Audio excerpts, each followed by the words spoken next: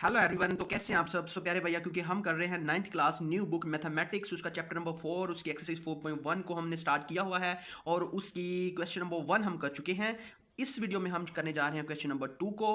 क्योंकि हम कर रहे हैं फास्ट एंड फ्यूरियस प्रेपरेशंस, सो प्यारे भैया बने रहिए हमारे साथ। So let's start the video. Question number 2 में बोला गया है फैक्टराइज एंड रिप्रेजेंट पिक्टोरियली। ठीक है, तो हमने क्वेश्चन जो कुछ 4 इसके पार्ट्स हैं क्वेश्चन नंबर 2 के, उनके 4 पार्ट्स को कह रहे हैं कि उनको फैक्टराइज करना है और उनको पिक्टोरियली रिप्रेजेंट करना है। वो किस तरीके से रिप्रेजेंट करते हैं आइए देखते हैं। तो सबसे पहला पार्ट बोलता है 5x + 15। सोल्यूशन लिख दिया मैंने, सोल्यूशन के बाद मैंने क्वेश्चन को लिख दिया अगेन। ये देखें, ये सेम है, ये भी सेम है। सोल्यूशन के बाद मैंने क्वेश्चन अगेन कर दिया। अब मैंने इसको फैक्टराइज पहला काम करना है, तो फैक्टराइज मैं कैसे करूंगा? इसमें से कॉमन ले लो। तो कॉमन क्या आ रहा है? एक 5 है, एक 15 है, तो ये दोनों एक के टेबल में जा रहे हैं। किसके? 5 के। तो 5 कॉमन आ जाएगा। बड़ा कॉमन लेते हैं ना, 3 भी कॉमन आ रहा है, 5 भी कॉमन आएगा, बल्कि 3 नहीं आएगा इसमें से बिल्कुल। तो सिर्फ 5 कॉमन आएगा, तो 5 मैंने बाहर ले लिया। तो इधर से क्या बचेगा? 5 अगर कॉमन है तो इधर से x बचेगा, और 5 को अगर मैं 3 से मल्टीप्लाई करूँ तो 15 होता है। तो x + 3 बाहर वाली साइड पे 5 आ गया, तो 5 × x + 3 ये फैक्टराइज भी हो गया। ठीक है। और दूसरे नंबर पे हमने क्या काम करना है? दूसरे नंबर पे हमने काम करना है, ये देखो, पिक्टोरियली हमने रिप्रेजेंट करना है। तो पिक्टोरियली ये रिप्रेजेंट हुआ है तो आपके सामने। ठीक है, ये इसकी पिक्टोरियल रिप्रेजेंटेशन है।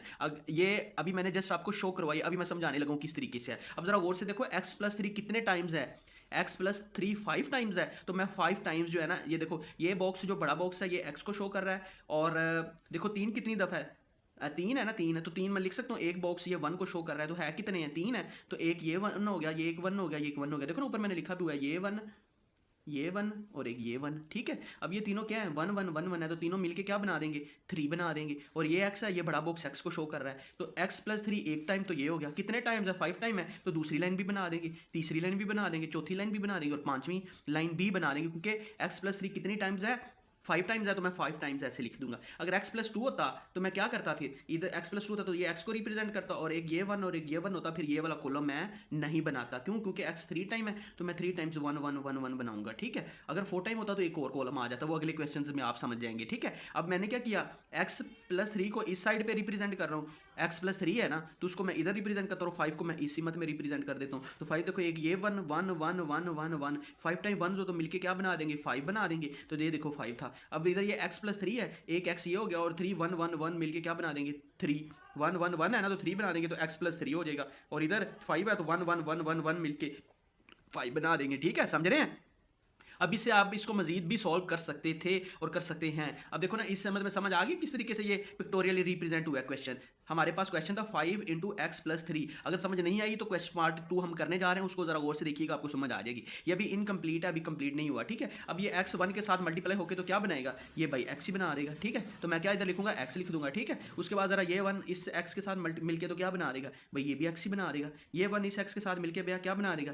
ये भी x ही बना देगा। ये 1 इस x के साथ मिलके क्या बना देगा? ये भी x ही बना देगा। ये 1 x के साथ मल्टीप्लाई होगा तो x ही बना देगा। अब ये 1 1 के साथ मल्टीप्लाई होकर 1 बनाएगा। ये 1 1 के साथ 1 1, ये सारे 1 1 ही आने हैं। अब यही 1 इसके साथ मल्टीप्लाई होकर 1, ये 1 इसके साथ मल्टीप्लाई होकर 1, ये 1 इसके साथ मल्टीप्लाई होकर 1। तो इस तरीके से आपको पता चल गया किस तरीके से ये सॉल्व हुआ है। अब यही 1 जो है ना, अब देखो जरा गौर से, अब ये वाला 1 इसके साथ मल्टीप्लाई होकर तो ये 1 बना जाएगा, इसके साथ ये 1 1 1, क्योंकि 1 1 के साथ मल्टीप्लाई होकर 1 नहीं बनाता है। तो ये कंप्लीटली ये सॉल्व हो चुका है, जो कि हमारा आंसर भी है। तो दोनों तरीके हमने फैक्टराइज भी कर दिया और इसको पिक्टोरियली रिप्रेजेंट भी कर दिया। ठीक है भैया, समझ रहे हैं? अब इसका पार्ट नंबर 2 को देखिएगा जरा, आपको अगर नहीं भी समझ आई ना तो आपको समझ आ जाएगी। ठीक है भैया, पार्ट नंबर 2 हमें बोलता है x² + 4x + 3 है। सोल्यूशन लिख दिया। सोल्यूशन के बाद प्यारे भैया मैंने क्वेश्चन को लिख दिया अगेन। अब मैं क्या करने जा रहा हूँ? इसकी फैक्टराइजेशन करने जा रहा हूँ। तो x² है, ठीक है। अब 4x को मैं तोड़ूंगा और ऐसे दो पार्ट करूंगा कि उनका जो प्लस और माइनस करें तो यही आए, और मल्टीप्लाई करें तो 3, इन दोनों का मल्टीप्लाई आए, यानी 3x² आए।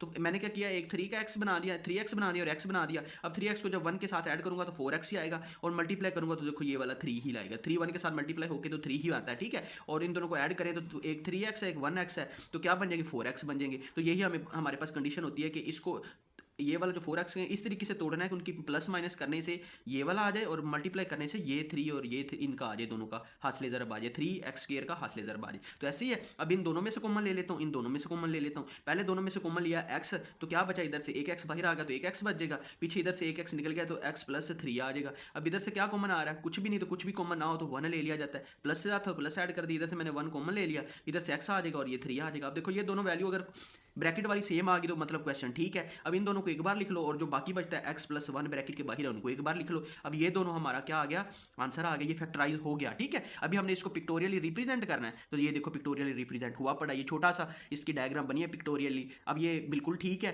ये हमारा आंसर है। अगर आपको नहीं समझ आया तो अभी हम समझाने लगे हैं ये किस तरीके से। अब इन दोनों में से एक को इस मद में रिप्रेजेंट कर दो और दूसरे को इस मद में कर दो। तो मैं क्या कर दो, x प्लस 3 को इधर को रिप्रेजेंट कर दे, तो x प्लस 3 मैंने ऊपर लिखा हुआ है, और वर्टिकली मैं कर देता हूँ x प्लस 1 को रिप्रेजेंट, तो देखो मैंने वो भी लिख दिया x प्लस 1। ठीक है, अब ये किस तरीके से हुआ देखिए जरा। अब ये x था तो x को मैंने बड़े बॉक्स से रिप्रेजेंट कर दिया, और 3 कितने टाइम 3 है तो मैं 1 1 1 3 टाइम लिखूंगा। अगर 4 होता तो मैं इधर एक और डब्बा बना देता, क्योंकि 3 है तो मैं 3 टाइम डब्बे बना दूंगा। अब ठीक हो गया, तो एक ये बन गया।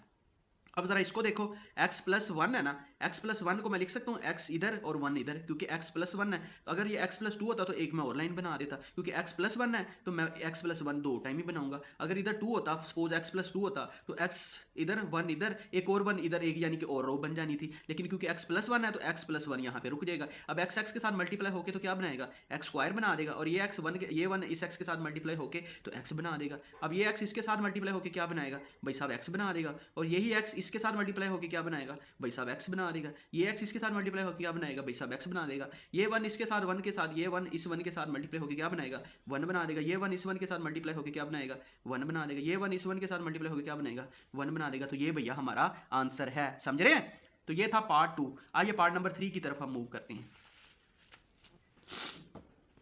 पार्ट नंबर 3 में हमें बोला गया है x square plus 6x plus 8 है। सोल्यूशन लिख दिया, सोल्यूशन के बाद मैंने क्वेश्चन को लिख दिया अगेन। ठीक है भैया, अब मैंने क्या करूंगा, बीच वाले 6x के दो ऐसे फैक्टर्स बनाऊंगा कि उनका प्लस माइनस करने से ये 6x ही आए और उनको मल्टीप्लाई करने से ये 8 आए। ठीक है, तो मैं 2x और 4x के ऐसे दो फैक्टर्स लेता हूँ कि इनको देखो ऐड करो, 2x प्लस 4x को ऐड करें तो 6 आता है, 2 और 4 को मल्टीप्लाई करें तो 8 आता है। ठीक है, तो 2 मल्टीप्लाई 4 8 जमा करें तो 6 है। अब इन दोनों पहले वाले दोनों में से कॉमन ले लूंगा, इन दोनों में से कॉमन ले लूंगा, तो इन दोनों में से मैंने कॉमन लिया तो x कॉमन ले लिया, तो पीछे का बचेगा 1x बचेगा, और इधर से x तो निकल गया, पीछे 2 बचेगा। अब इधर से क्या कॉमन आ रहा है 4 कॉमन आ रहा है, 4 कॉमन ले लिया तो x बचेगा, 4 को 2 के साथ मल्टीप्लाई करें तो 8 आता है। तो इधर देखो ये वाली वैल्यू दोनों सेम है, तो आंसर ठीक है। अब इन दोनों को एक बार लिख लो, और जो ब्रैकेट के बाहर है x प्लस 4 उसको एक बार लिख लो। अब इन दोनों में से एक को इधर रिप्रेजेंट कर दो और दूसरी को इधर कर दो। आइए अब इन दोनों को जो हमने फैक्टराइज किया है, एक ये वैल्यू है एक ये वैल्यू है, इन दोनों में से एक को इधर रिप्रेजेंट कर देते हैं, दूसरी को इधर कर देते हैं। अब मैं x प्लस 4 को इधर रिप्रेजेंट कर रहा हूँ। अब जरा गौर से देखो, जो मैं पिछले क्वेश्चन में बार बार बात कर रहा था, अब देखो x प्लस 4 है तो ये बड़ा बॉक्स x को शो कर रहा है, और कितने 4 है ना, तो 4 में बॉक्स 1 1 के लगाऊंगा तो 4 बनेगा ना, एक 1 ये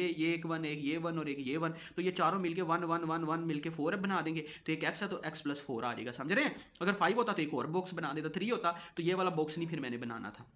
अब नीचे को कितने बनेंगे वो ये वाली वैल्यू डिसाइड करेगी। x प्लस 2 है ना, तो एक x का ये वाला बॉक्स आ गया, और कितने टाइम है 2 टाइम है, तो 2 टाइम 1 1 लिख दो, 2 बार लाइनें नीचे को आ जाएगी। अगर 3 होता तो एक और लाइन नीचे आ जाती इधर को, अगर 4 होता तो उससे भी नीचे एक और आ जाती, क्योंकि x 2 टाइम है तो नीचे x के नीचे 2 लाइन्स आ जाएंगी। अगर एक होता तो सिर्फ यहाँ तक रोक देते, आखिरी वाली ये रो हम ऐड नहीं करते, समझ रहे हैं। तो क्योंकि 2 टाइम है तो 2 टाइम 1 1 लिख देंगे। तो ये हमारा पिक्टोरियली रिप्रेजेंट हुआ है। इसको आप मजीद भी सॉल्व कर सकते हैं, x के साथ मल्टीप्लाई होकर x स्क्वायर बनेगा, ये x इस 1 के साथ मल्टीप्लाई होकर x, ये x इस 1 के साथ मल्टीप्लाई होकर x, ये x इस 1 के साथ मल्टीप्लाई होकर x, यही x इस 1 के साथ मल्टीप्लाई होके x, यही x इस 1 के साथ मल्टीप्लाई होके x, ये x इस 1 के साथ मल्टीप्लाई होके x, ये 1 1 के साथ मल्टीप्लाई होके 1, ये 1 1 के साथ होके 1, ये 1 1 के साथ होके 1, ये 1 इस 1 के साथ होके 1, ये 1 इस 1 के साथ होके 1, इसके साथ करेगा तो ये भी 1 आएगा, ये भी 1 आएगा, ये भी 1 आएगा। तो कह रहे भैया ये हमारा पिक्टोरियली रिप्रेजेंट हो चुका है। पार्ट नंबर 4 और इसका आखिरी पार्ट है, हम उसकी तरफ बढ़ रहे हैं। और क्या बोलता है x square plus 4x plus 4 है। तो हम क्या करेंगे, हम जो बीच वाला जो ये वाला है ना, हम इसको पहले फैक्टराइज करेंगे। तो फैक्टराइज करने के लिए जरा गौर से देखो, इसको 4 को हमने तोड़ना है और ऐसे दो फैक्टर्स बनाने हैं कि मल्टीप्लाई करें तो ये आए और प्लस माइनस करें तो यही आए। तो 2x प्लस 2 को आप मल्टीप्लाई भी करोगे तो 4 आएगा, प्लस माइनस भी करोगे तो 4 ही आएगा। तो ये मैंने 2x प्लस 2 कर दिया जो कि 4x था।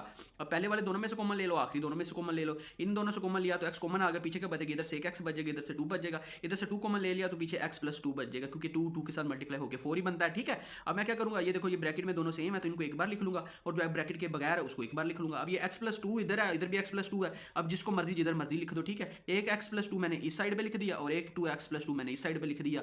ठीक है, ये बड़ा बॉक्स x को शो कर रहा है और 2 है तो एक 1 ये होगा, एक 1 ये हो गया। ठीक है, अब नीचे को भी ऐसे होगा, ये x का है तो एक 1 ये हो गया, एक 1 ये हो गया। ठीक है, अब ये पिक्टोरियली रिप्रेजेंट हो चुका है। अब x के साथ मल्टीप्लाई होकर x स्क्वायर बन जाएगा, और ये 1 इस x के साथ मल्टीप्लाई होकर x, ये x इस 1 के साथ मल्टीप्लाई होकर x, ये 1 इस 1 के साथ मल्टीप्लाई होगा तो 1, ये x इस 1 के साथ मल्टीप्लाई होगा तो x आ जाएगा, यही x इस 1 के साथ मल्टीप्लाई होगा तो x आ जाएगा, ये 1 इस 1 के साथ मल्टीप्लाई होकर 1 आएगा, आएगा, ये 1:1 के साथ मल्टीप्लाई होकर 1 आएगा, ये 1:1 के साथ मल्टीप्लाई होकर 1 आएगा, ये 1:1 के साथ मल्टीप्लाई होकर 1 आएगा। तो ये बच्चे हमारा आंसर है, समझ रहे हैं प्यारे भैया। ये थी एक्सरसाइज 4.1, उसका क्वेश्चन नंबर था 2 और उसके 4 पार्ट्स थे। अगर वीडियो अच्छी लगी है तो वीडियो को कर दे लाइक, चैनल को कर दे subscribe and thank you so much brother.